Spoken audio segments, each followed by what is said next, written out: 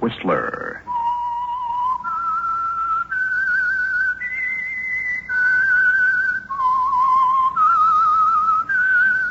Presented by the United States Air Forces in Europe. I am the Whistler, and I know many things, for I walk by night. I know many strange tales hidden in the hearts of men and women who have stepped into the shadow. Yes, I know the nameless terrors of which they dare not speak. Tonight, transcribed, it's the Whistler's strange story, The Ambassador.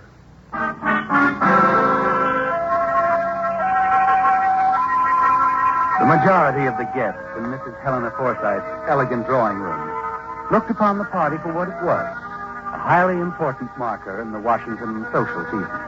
Her guest list was virtually a who's who of the government elite, of foreign dignitaries, and the syndicated columnists who recorded their comings and goings. But to Gerald Wells, consular officer in the diplomatic service, it was even more than this. Mrs. Forsythe was charming. She was a widow, and her influence extended well beyond social affairs. Well, can I induce you to dance with me? Why, of course. I was about to pay my respects.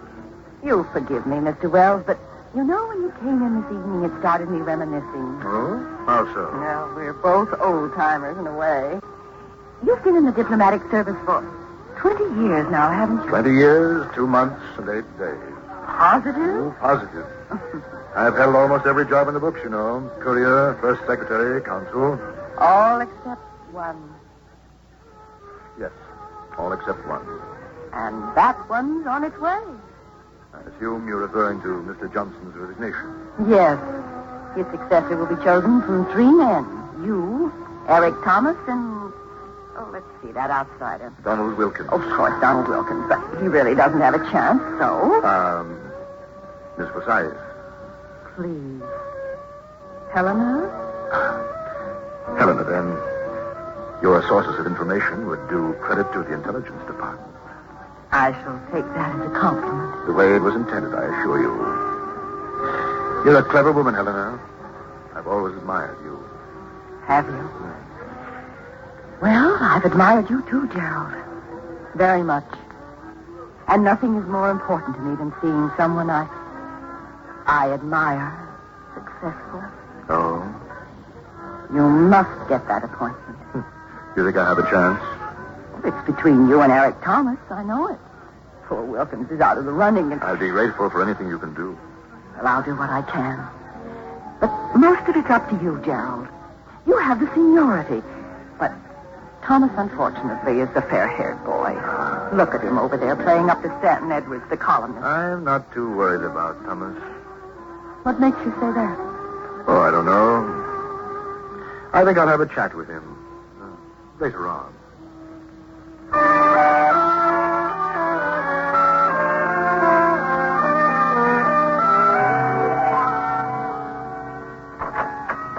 I just thought, as a matter of fact,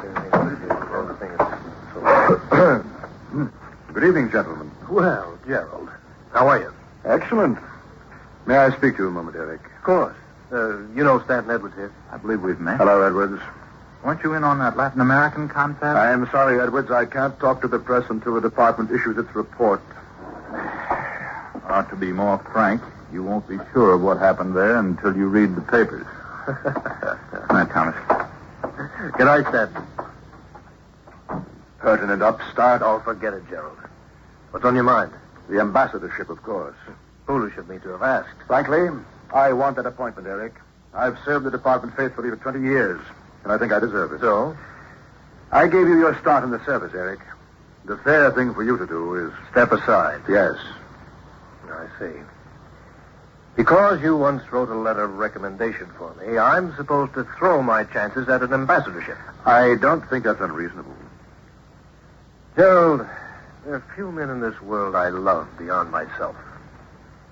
You are not one of them. It's not only that, Eric. You have a certain degree of brilliance, but you lack maturity, stability. You don't mean maturity and stability. What you mean is your fanatic devotion to little things, decorum and detail. The unimaginative man's substitute for intelligence. You have no right to say that. My family has been in the service for 3 generations. What have you got to offer? Bricklayers? Bricklayers. Mechanics?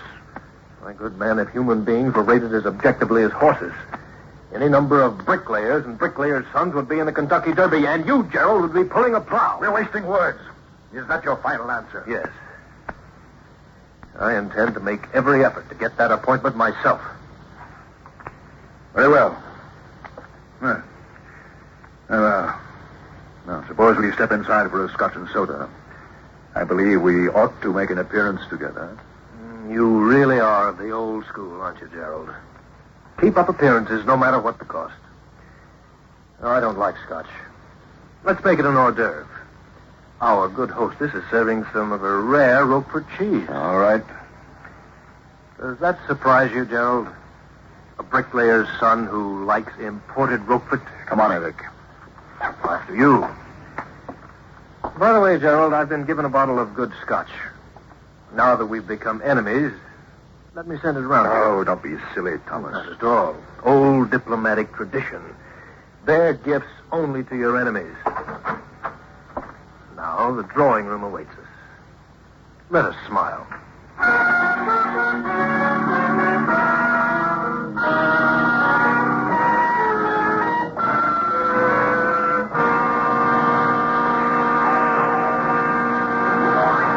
Now back to The Whistler.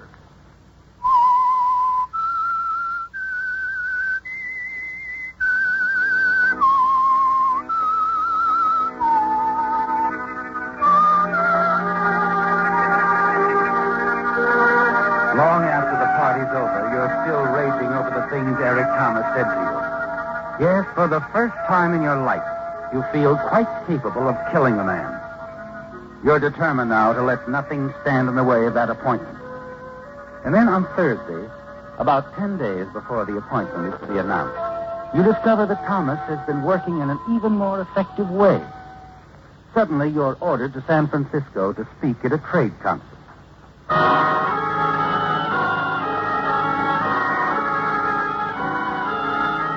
You're sure Thomas is behind it.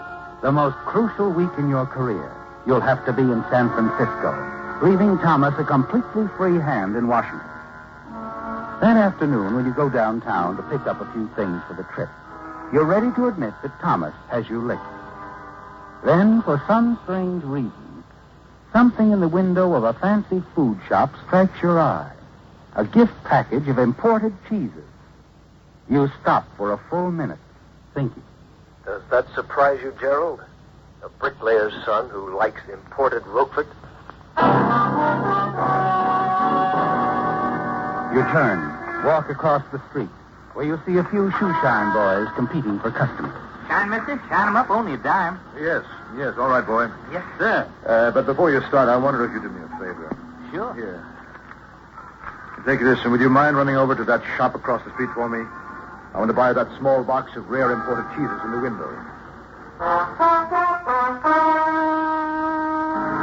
Yes, Gerald, there is a way to eliminate Eric Thomas and leave the field clear for you to become the next ambassador. Late that night, the eve of your departure for San Francisco, you put the finishing touches on the package. Address it not to Eric Thomas, but to yourself, to Gerald Wells, Grandview Hotel, San Francisco. And in the upper left corner, the return address of a friend of yours in San Francisco, a man named Fred Oliver. It's ready now, Gerald, with enough poison in each of those jars of cheese to kill a dozen men like Eric Thomas.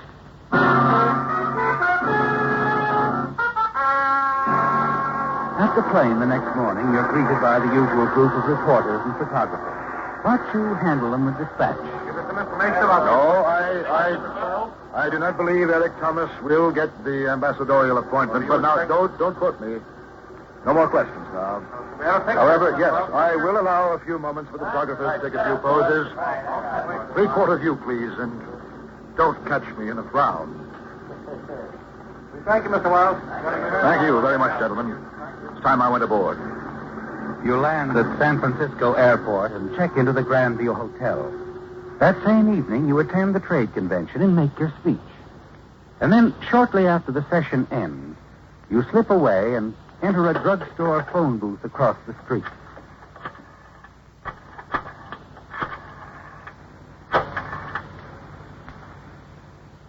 The San Francisco World. City desk, please. Hello. Get this. If Gerald Wells doesn't get out of this town, we're going to blow his room right out of the Grandview Hotel. Never mind who I am. Now we'll see what happens. And you don't have to wait long, do you, Gerald? No. Soon after you arrive back at your hotel, the manager comes up to your room. He's a very worried man, properly concerned for your safety and the hotel. Exactly what he said, Mr. Wells. It alarmed the people at the newspaper office, so naturally I thought That I should be notified. Yes. Well, if I weren't leaving tomorrow morning, I shouldn't take it so lightly. Uh-huh. And I do hope, sir, that on your next trip out, you won't let this incident reflect on us, Mr. Wells. Not at all. Thank you. Oh, and I'd like to leave my forwarding address with you. There just might be some mail or something sent to me here. Oh, of course. I'll be glad to handle that myself. Fine. I generally get my mail at my club, the Carlton. Carlton? Yes, Gerald Wells, care of the Carlton Club, Washington 12. 12? 12, D.C. Well, I'll see that there isn't any delay, Mr. Wells, on anything. It'll be forwarded to you promptly. That's all, Gerald, except for one thing more. Before you leave San Francisco, you drop the small white package, the one that's addressed to yourself, into a mailbox. You know that it won't be picked up and delivered to the Grandview Hotel until Monday, and that it will have to be sent on to you in Washington. That's exactly what you want, isn't it, Gerald? All the way across the country, you keep reviewing in your mind how it's going to work. When you call on Helena, you wish you could tell her everything, but you don't dare. Instead, you try not to appear too sure of yourself as she greets you. Oh, hello, Gerald. Did you meet Donald Wilkins on your way out? He was just here. Oh, was he? Mm-hmm. Poor Wilkins. They all come running to me, don't they, Gerald?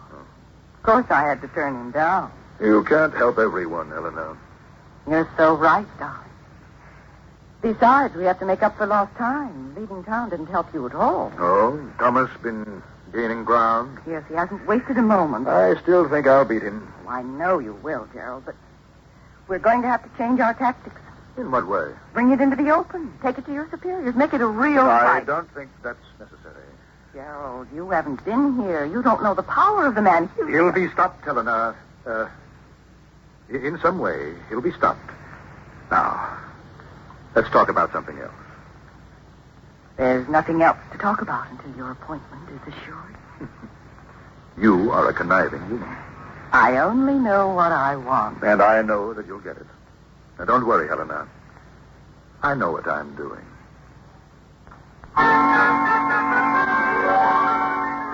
Yes, Gerald, you know what you're doing.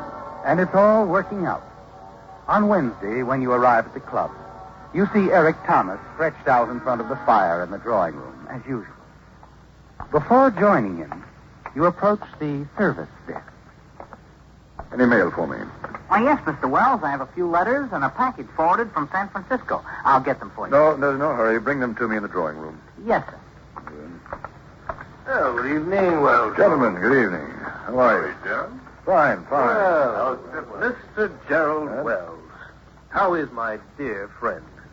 Come, Fred, draw up a chair before the fire. Yes. Thank you, Eric. I will. Sit down, sit down. Make yourself comfortable.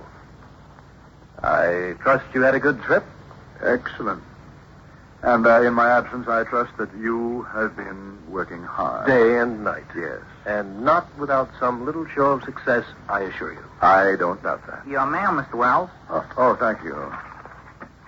Here you are, son. Thank you, sir. Excuse me a moment, Eric. Anytime. Oh, what's this? Package forwarded all the way from San Francisco. Must have missed me there. What? Fred Oliver sent me a package of imported cheeses. Cheese? To you? Every time I attend these trade conventions, I wind up with a flock of gifts. Oh, tributes to your brilliance. Now, why? Why couldn't it have been cigars again, or even a crate of oranges? Well, I guess this is just something to give the stage. Just a minute, old man. Any Roquefort in there? Oh, that's right. You do like cheese, don't you? Well, let's have a look and see. There's a jar of Roquefort. Not a very big one. Well, any amount of imported Roquefort will be gratefully received. Here you are. After all, you did give me some scotch. Ah, Gerald, you are indeed a friend. I'll think of you when I try this later with my tea. Please do, Eric. And, yes, I'd like you to be thinking of me. Well, Gerald, it's complete now. The contents of the little white package have been delivered to the proper party. Only a matter of hours, and the appointment will be yours. The next morning, you sit down for breakfast in the club restaurant. The waiter brings a paper to your table and spreads it out. It's all there, Gerald, just as you expected. And you expect the police, too.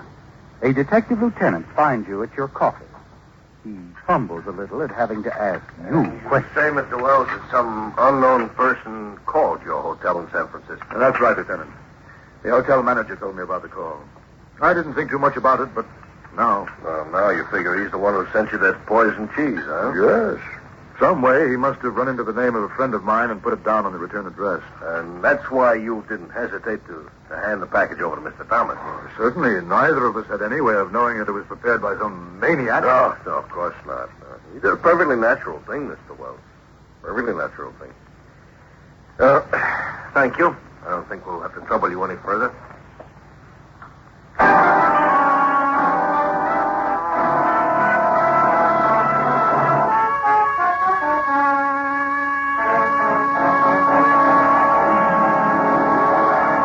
And now, back to The Whistler.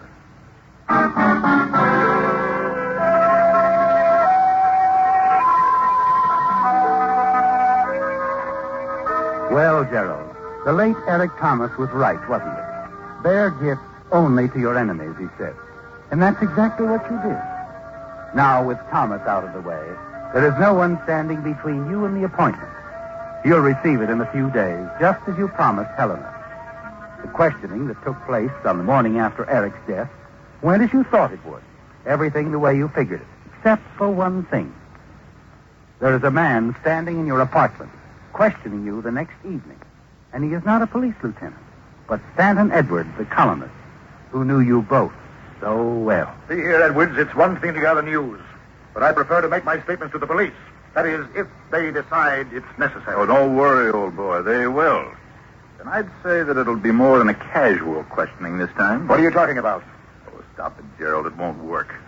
You see, old boy, I remembered your picture in the paper. I have an excellent memory for people I dislike. My picture? Yes, at that airport last week, just before the flight to San Francisco.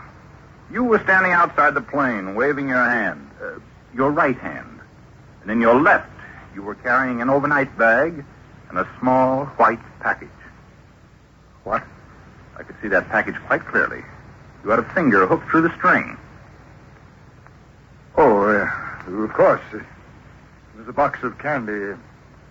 A gift for a friend. No, Gerald. I ran down the negative on that picture. It was quite sharp. Especially in the 16 by 20 enlargement we printed up for the police. The printing on your gift box came out nice and large and clear. You're lying. No, the printing read to Mr. Gerald Wells, Grandview Hotel, San Francisco, California. You wrapped that package and addressed it before you left Washington. No. No, it's not true. Oh, yes, it is.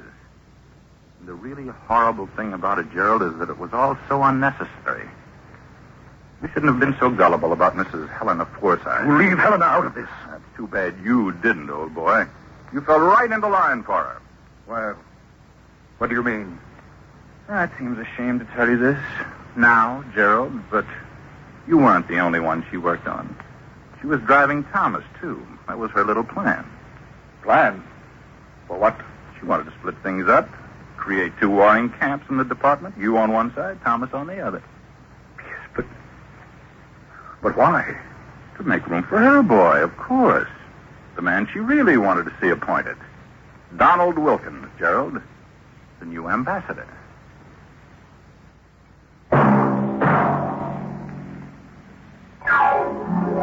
Be with us again next week, when once again the United States Air Forces in Europe present The Whistler.